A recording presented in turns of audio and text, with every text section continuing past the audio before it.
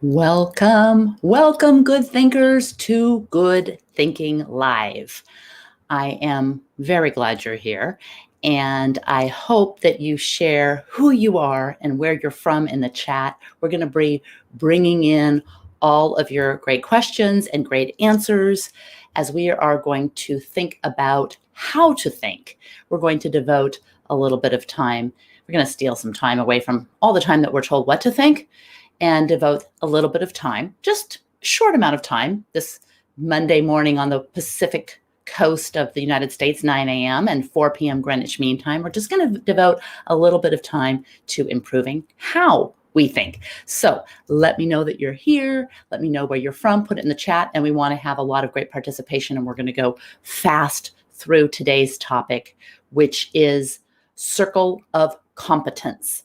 And Circle of Competence is a mental model, like a framework that was popularized by Warren Buffett and also his business partner, Charlie Munger. So Warren is the American business magnate and was the founder, head CEO, and chairman of Berkshire Hathaway. I think he still might hold the role as chairman. And he is one of the most successful investors in the history of the markets, and also a multi-billionaire and a very, very smart man. So we are going to borrow his concept of Circle of Competence. And he actually popularized this as a directive for how you know what to invest in. But it has come to be a mental model that can be used in so many other ways. So I'm going to say hi to a few people. Brenda from Halifax, Nova Scotia. Fabulous. Welcome to Good Thinking. I'm glad you're here. Stephen. All right. What does Stephen say? He says, greetings from the first state in the U.S. to completely decriminalize all drugs. Not that it would be required to enjoy this live stream. Thank you. Thank you. We decriminalized all. And then we have got someone, let's see who we have here. We've got Justice from Lagos, Nigeria. So I love all of the good thinkers from around the world. Are you ready to just dive deep into something I think we can all use to improve how we think? So this mental model. All right. I also want to borrow a couple of quotes and get your opinions on these quotes. Now, this quote I love from Neil deGrasse Tyson that is kind of it's a little bit of a teaser for his master class, where he says, one of the greatest challenges in life is knowing enough to think you're right, but not enough to know you're wrong.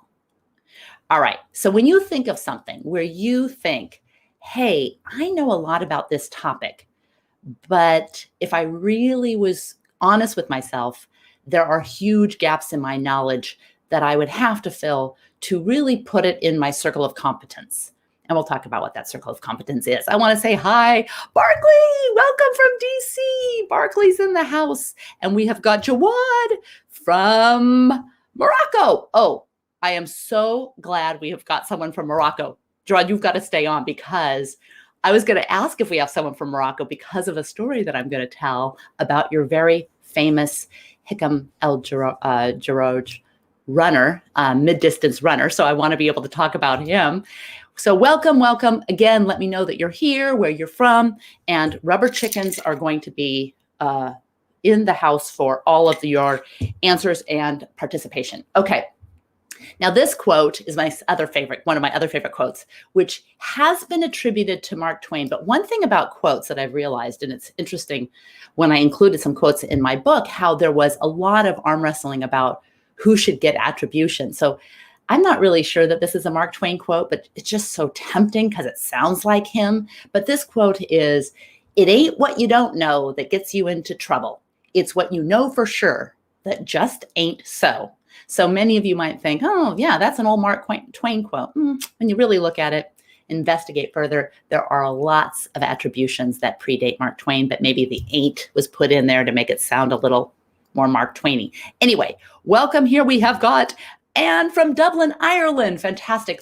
Again, the best thing about this Good Thinking show is that there are good thinkers from around the world who can all bring different perspectives to how to improving how to think and improving how we think. So I love it. I love it every Monday, 9 a.m. Pacific time, 4 p.m. Greenwich Mean Time, where we're here on LinkedIn Live and YouTube Live. Okay, how do you know what you know?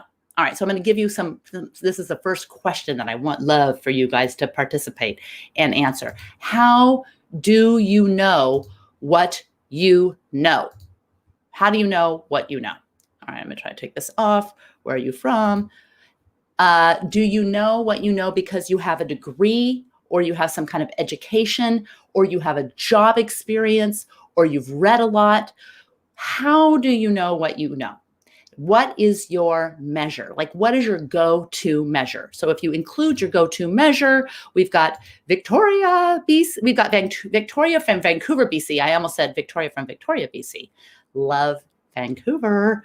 Anyway, how do you know what you know? So let us know in the chat, when you think of how you know what you know, what's your measure of how you know? And the whole point of this is not to get you into thinking, I'm an imposter. I don't know much about anything. Because as Warren Buffett puts, and I think it's really a different application when you're looking at what to invest in than what you should do with your life. He talks about the fact that the size of your circle of competence doesn't matter as much as an awareness of the boundaries. So if your circle of competence is that you are, let's say you're an accountant, well, then your circle of competence would probably include accounting. Or if you're a designer, your circle of competence would probably include design. But let's imagine you are a residential interior designer versus a designer of theme parks. So you might have very different circles of competence around each of these things. So how do you know what you know? All right.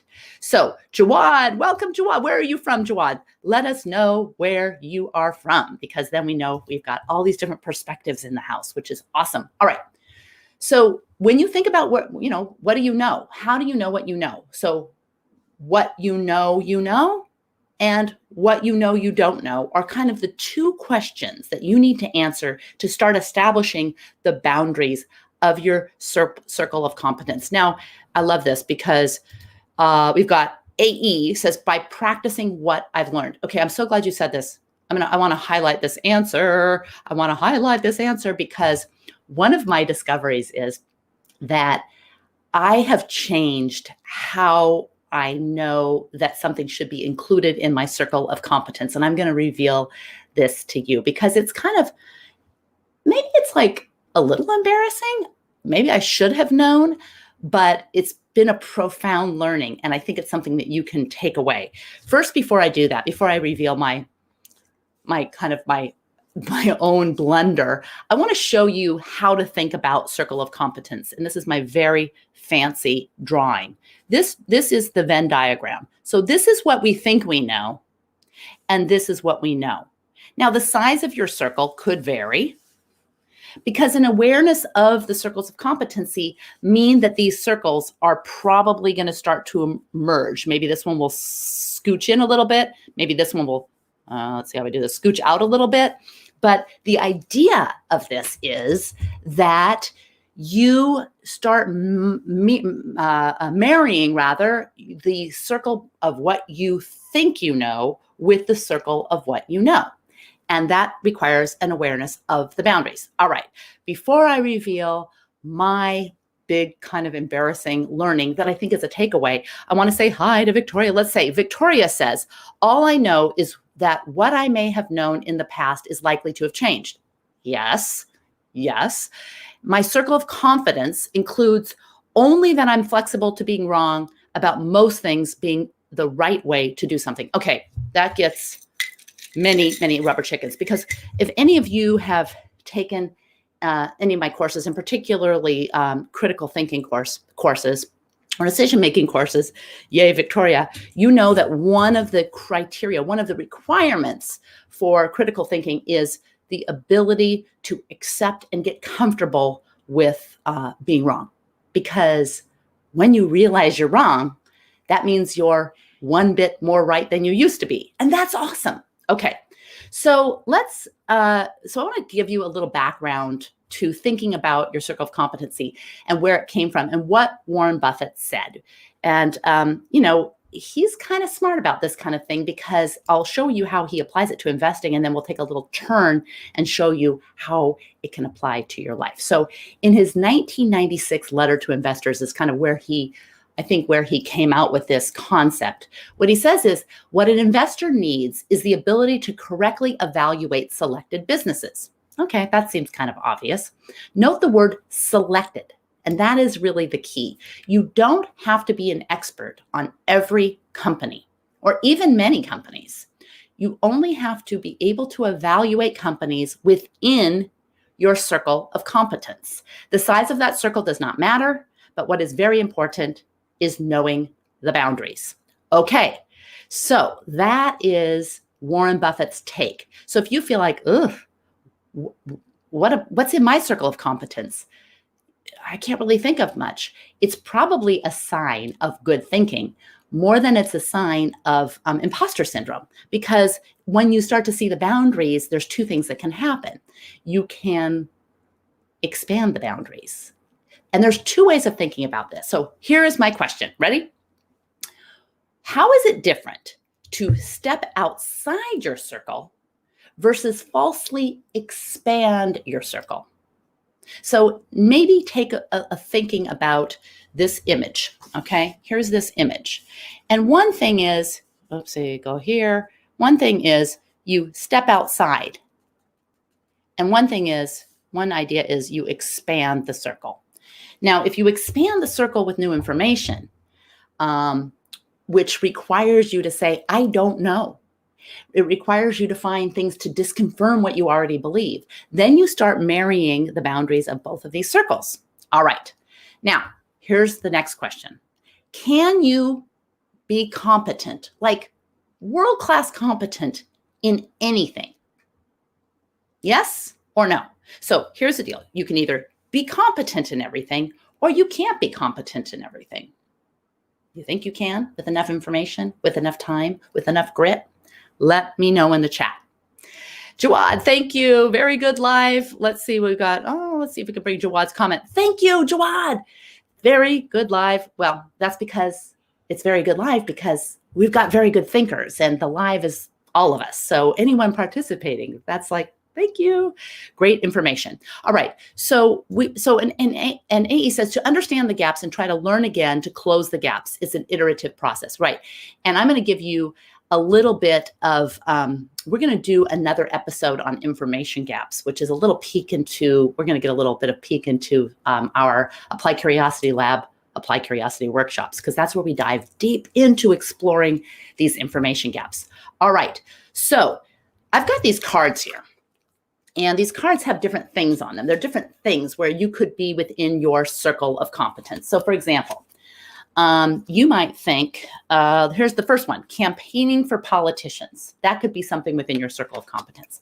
And like when you think about that, how is being a competent campaigner different than a competent politician? So you might be you're a political candidate and you're awesome at campaigning, but maybe you're not so good at leading. So it's very important to kind of see when you are looking to make a decision on someone else's behalf or like invest in them, it's very important to say or vote for them or hire them as a part of your team. It's really important to make sure that you're not using one kind of circle of competence as a stand-in for another. So you might have a very good business person, for example, but they may not be a very good, politician or actor or whatever. So sometimes when we venerate people, we make them seem like they're bigger than life. We may forget that we are really looking at them as an authority in one area and then applying it outside of their circle of competence. And the story that Warren Buffett describes that I think is great is when he was investing in this woman who had a furniture company in Nebraska, a very successful furniture company. She was a Russian immigrant who with poor English, and she had built the largest furniture store in Nebraska. So how did he decide to invest in her? Like what would be meaningful to her? Would it be meaningful for her to get a bunch of stock in Berkshire Hathaway? What do you think? What do you think? Well, he said, I wouldn't have given her $200 million of Berkshire Hathaway stock because her business was cash. Her circle of competence didn't, even though she was an incredible businesswoman, her circle of competence didn't include understanding the value of stock. So she understands cash, and she understands furniture. She understands real estate because she owned her furniture stores. So she didn't understand stock. So she doesn't have anything to do with them. So it wouldn't be wise to give her something that she wouldn't value or even know what to do with. All right. So today, if she got some amount of cash, maybe she's going to buy 5,000 coffee tables or, a bunch of assortment of rugs. But she wouldn't know, for example, that, a major like Tesla is now a great value. And so, giving her Tesla stock would be meaningless to her. And, a confidence. So let's see what we've got here. We've got some good comments. So AE says, anyone can expand his knowledge if he wants. All right. But and that is brilliant. But I'm going to ask a really interesting question. So I'm glad you brought that up. All right. Next is Animesh. Hey, Animesh, welcome. Her confidence in her vision. Now, here's my question.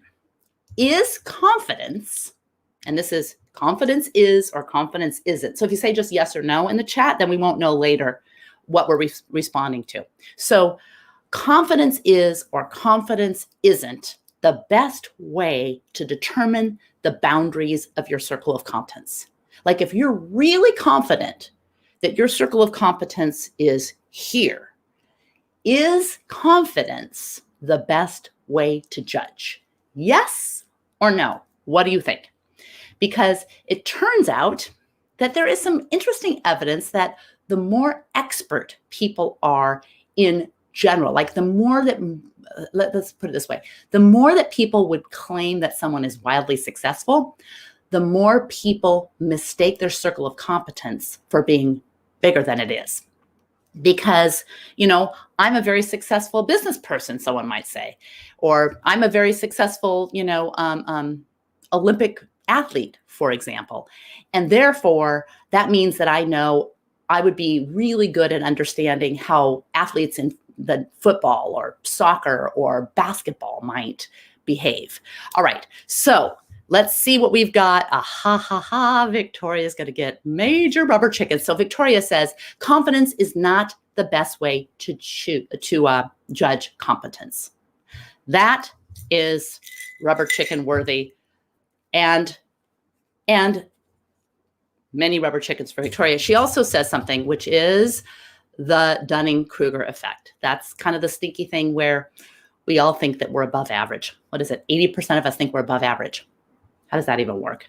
But the problem with that is also we don't want to beat ourselves up, because on the other side of the Dunning-Kruger effect is the negativity bias, where when we hear things about ourselves, when we hear a litany of someone kind of telling us, giving us a review of ourselves, we tend to pluck out the negative, and those tend to stick, causing this imposter syndrome. So it's really a challenge, because we don't want to beat ourselves up by saying we don't know anything, but we really want to see the boundaries of our circle of competence. So we've got, Justice says, confidence is not the best measure of competence. Again, rubber chickens. Absolutely. I completely concur, and so does the evidence. Let's say what AE says. Let's see. It's one of the ways of judgment. It can give good results if it fits the need. Yes, and that is true too. Because you're good point, because even though confidence is not the best measure of competence, it's a measure. It's a measure. It's just not the best measure. And I think that's what you're saying. And I think it's really good. And then Animesh says, confidence plus learning agility plus flexibility. Good. Now you're delving. That's an upside down rubber chicken. Now you're delving deep into kind of the requirements and eliminating the curiosity and critical thinking killers that lurk in our brains. All right. But I'm going to ask a question. Can you really have, or should you have, a circle of competence in anything Should your circle of competence, rather, let me ask this better. Should your circle of competence include anything that you desire? Like, some parents say, you can be anything you want. You can be anything you want to be. Can you have any information in your circle of competence? Does it work that way? All right, so let's see what you think. Can you have any information? What are the limitations to our circle of competence? Are there limitations? Are there limitations if we have enough grit and put enough time into it? What do you think? Limitations or not limitations? I guess that's a better way to ask the question. All right, let's see what Victoria says. She says, I have found that a good critical review is a good treatment for imposter syndrome. Then we know that we are not fooling anyone and that they know where we are. Also, I love being corrected because then I have the right information. Okay, you're one of the rare people, but I really think that is what you're describing about yourself are really the ingredients to becoming a critical thinker. And it's not necessarily, well, it's certainly not our human default way of thinking. So kudos to you because you've got the right ingredients in place. And then AE says, sometimes there is uncertainty cases. It needs other types of judgment methods. Right, exactly. So again, I think that the consensus is, and maybe we don't all agree, and that's totally fine too, that confidence is not the best measure of competence. But I want to tell you an interesting little story because sometimes there's more to that. Like if I want to be anything, like I really want to expand my circle of competence, do I have limitations? Do I have limitations? Well, okay. Victoria says limitations may include IQ, intelligence quotient, and learning abilities, but perhaps most interesting is interest. Yes, yes, and yes. And I think you've kind of revealed a bit of the story that I'm going to share in just a second. So Animesh says, our ingrained biases and prejudice define our limitations. Yes, and I think that there's one more thing too. That's really a good point. But I think that there's one more thing too. And that one more thing, let's see. AE says, yes, you can be anything you want to be, but you will not excel unless your culture is aligned with your goal. Now, is that true? You think, can you be anything you want to be? I know that that's what we hear. And of course, culture is so important, but there's something else that's important. And maybe we've had a little hint. And I'm going to tell you the story. So how many of you have heard, now, do we still have our Moroccan friend in the house? How many of you have heard of Michael Phelps? I mean, he is not only he's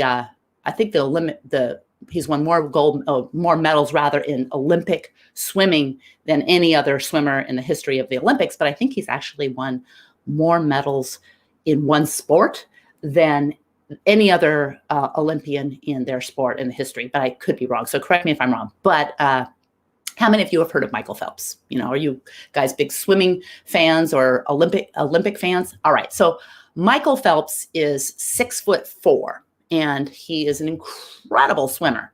Now, if you are from Morocco, I know we had someone early on in the show from Morocco. If you are Moroccan, how many of you have heard, or even an Olympic fan, because how many of you have heard of Hikam El Garage? Or Garouge. I might be pronouncing it incorrectly. Hikam El Garouge. How many of you have heard of Hikam? Okay, so El Garouge is the winningest mid-distance runner Olympian in the history. So he is an incredible, world record-setting Olympian in the mid-distance races.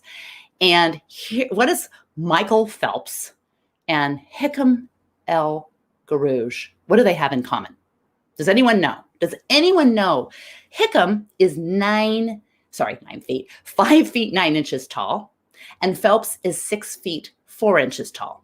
But they have one really interesting thing in common. That means that the inseam on their pants is the same length, meaning their legs are the same length. How can that be? Now, it turns out that having these really long bodies and short legs, kind of like a fish, like a mermaid, is really good for swimming. And having really long legs and a shorter body is really good for this kind of mid-distance running. So how do you think about circles of competence with kind of the gifts you have. I mean, am I ever going to, no matter how hard I try, am I ever going to be 7 feet tall? No. Maybe no matter how hard I tried, I couldn't even be a quantum physicist, but I could have lots of other cool things to think about. So these guys are optimized through no fault of their own or no credit of their own. Their bodies are optimized for their circle of competence. And it's kind of an amazing, Animesh says it's an amazing. And yeah, it's amazing, right? I mean, that's really interesting. Furthermore, okay, since the 1970s, so the 1970s, that was a long time ago, 30, 40, 50 years ago, 50 years ago, the average height of an Olympic gold medalist in the men's 1500 meter run is 5 feet 10 inches tall. Okay, guess what during the same period, the average height of an Olympic gold medalist in the men's 100 meter freestyle. The average. I'm not talking about like someone shorter could do it or someone taller, but the average. So if the average for the running was 5 feet 10 rather, what do you think the average for the 100 meter freestyle? Anyone who gets close, because I think estimating is a really good, just guessing things and estimating things is a really good mental exercise for decision making. I think it's an undervalued thing. People say, I don't want to guess. I don't even know. Well, you have some information. Take a guess. So you already have about Michael Phelps and Hickam, El Gerard, I'm pronouncing it incorrectly. But so what do you guess? Okay, I'll give you the answer. Anyone who guesses gets all the rubber chickens. This depends on the domain. Okay. Animesh, you get all the rubber chickens for today. I mean, there's many of you get all the rubber chickens, but good because you're only, okay, so we've got, Animesh says 6 feet 2. Let's see. Abia says 5 feet 9. Now 5 feet 10 is for the Olympic runners. How long for the swimmers, the Olympic swimmers? All right. Any other guesses before I reveal the answer? No other guesses.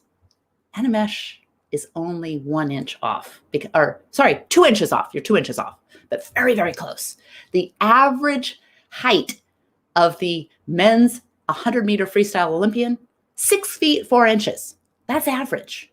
Okay. So there are some things when you think about your circle of competence where you think, I can do anything. So then you think to yourself, okay, well, how did that happen that Michael Phelps knew to get in the pool and start swimming? Well, some of the limitations that we have with our circle of competence is when we believe, oh, we can do anything that we set our minds to. And even though that sounds very inspirational and aspirational, sometimes understanding the boundaries of our circle of competence allows us to lean in and double down within our circle. And that goes for the investing too.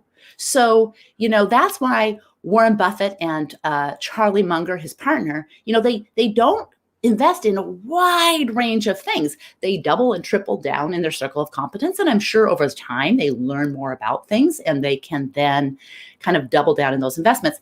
And there's a lot of good things you can do when you double down in your circle of competence. You lean into the limitations and acknowledge the limitations without beating yourself up that I can't do it, because each one of us has so many gifts. And the key is to understand where to lean into those gifts and also whether to not fool ourselves. So this balance of you can do anything and no, you can't. And you have imposter syndrome. And this is the beauty of how to think instead of what to think, because it can be so energizing to realize that your boundary is here when you thought it was here, because it gives you opportunities to learn and opportunities to continuously grow without, again, beating yourself up. So what happens when you lean into your circle of competence? Well, you can tame randomness, because randomness and luck between every good decision and every outcome is just an incredible amount of luck. Plain and simple, randomness. Call it what you will.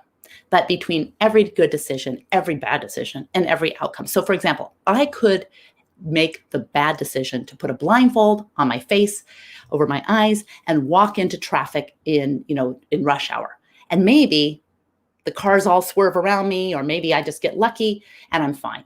Now, that might not be, so I have a great outcome. I did it, and I can write about it, and I can show a video of myself. Maybe it'll go viral as a Darwin Award video or something, but it really is just a lucky outcome with a bad decision. So between all of that, there is a lot of luck. But when you lean into your circle of competence, you do tend to have more of an opportunity to tame that randomness, because it's kind of like, if you are exercising and exercising and exercising, you're building blood vessels so that if you are unlucky enough to have a heart attack, you have enough blood vessels there that can maybe you won't die of that heart attack. So kind of building that circle of competence and leaning into that circle of competence can make you ready for unlucky events or random events. And then also, you're smarter and better in your circle. And it's a good bet for doubling down. So if you are wanting to know, maybe you're an accountant, or maybe you're an engineer, and filling in the gaps between, what you know and what you don't know requires that you see the boundaries so that you know that you don't know.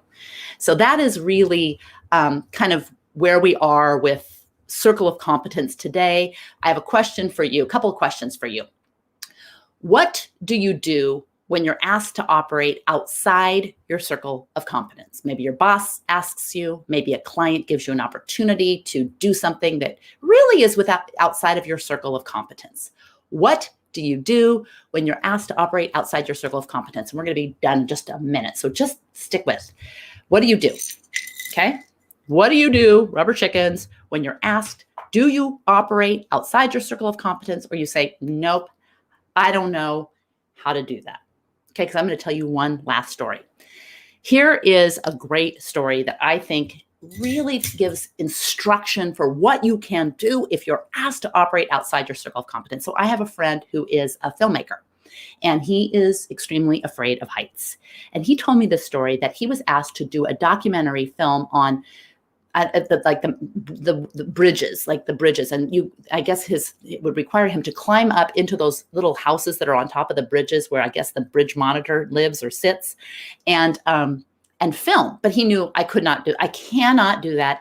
And maybe that's kind of outside your comfort zone too, but it was really outside of his circle of competence to do anything that required filming in high spaces, because he felt that he couldn't set up, and all the reasons that we don't want to operate outside of our circle of competence. So he called a friend who is also a filmmaker and said, hey, this is a gig that I can't do, so I'd like to refer it to you.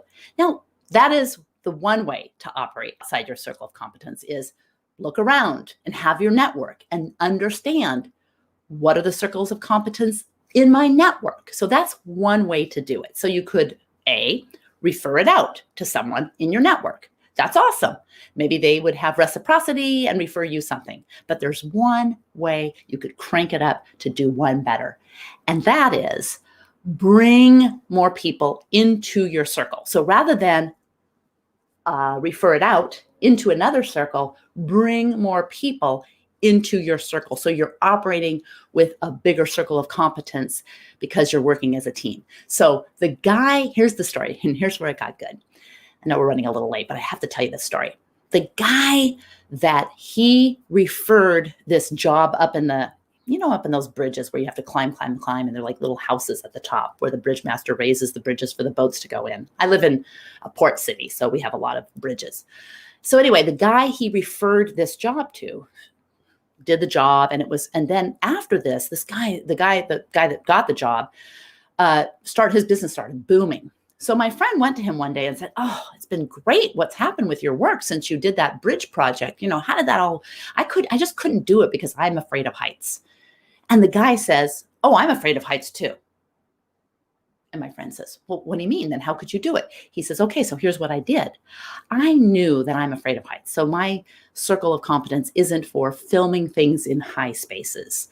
Okay. He says, but I wasn't sure how I was going to react. So I hired a subcontractor, and I told the client, hey, listen, we're going to work with this team, and the subcontractor's really great. This guy on my team is really great. So I brought someone into my circle of competence so that we could do this project. And he goes, and my hands got a little shaky and my palms were sweaty, but ultimately he could set everything up and we were able to do the job. So my friend essentially sent it outside of his circle of competence to do. And the guy who received that referral brought in people into his circle of competence. So I think that is a great example of how you can borrow other people, but you have to see their boundaries. You have to understand what they know. And you don't want to mistake, a good candidate for a good politician, or a good politician for a good business person. You want to understand not only your own circle of competence and where the limitations are, but also those of those around you. All right. So I'm just going to say there's some really good comments here that we'll bring in right as we're wrapping up. And I'm sorry we've gone a little long. Let's see. AE says, take one step forward, then measure the results, then evaluate.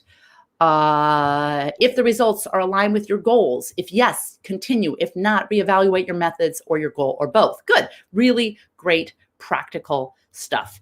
And let's see what else we've got. I think that is, he says, take one step forward, AE. I'm saying he, maybe it's a she, AE. I don't know. He, she, they, I don't know. Take one step forward, then measure the results, then evaluate. Yes. Okay. So this is great. You guys have got great feedback. I so appreciate it. Good thinkers, I'm so glad you're part of the Good Thinking Show, because this is our fun each week. I hope you tune in each Monday, 9 a.m. Pacific time in the US, 4 p.m. Greenwich Mean Time, LinkedIn Live, and on YouTube Live, where you can subscribe. Becky Saltzman, just subscribe, and then you can hit that little notification, and you get notification, and you can join us for good thinking. Hope you have a great week.